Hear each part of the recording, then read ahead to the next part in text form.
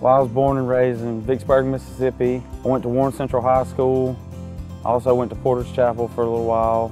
It didn't really work out. I never really liked school. It didn't seem that important to me when I was younger. And I played sports. I played baseball and football and all that. And I always wanted to play baseball and football. I never really thought much into my future when I was younger, and I got cut from the baseball team, and that just made me really not care anymore. And I dropped out of high school, and I got in a bad car accident with one of my friends and broke my back in 4 places, and had to do a lot of physical therapy and completely learn how to walk again. And I'm still partially disabled, and but I can get around and walk. And I got prescribed to a lot of painkillers.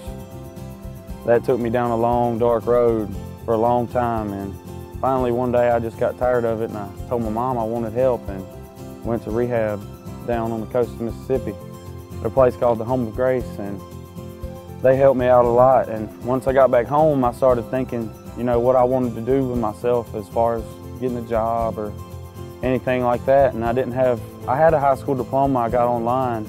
I went to Hines to try to take some college courses, and they said it wasn't accredited.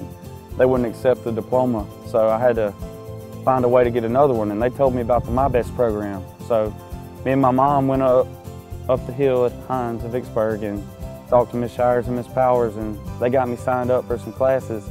And ever since, I've just been doing good.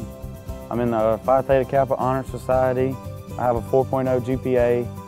I've also earned my CPR certifications, forklift certification. I have an OSHA 10 card.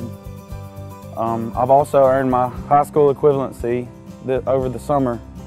I participated in an internship with Hines also, where I worked with the My Best program, and I also got to learn a little bit more about how it worked and all that. And the My Best programs helped me tremendously as far as getting my high school equivalency and taking college courses at the same time.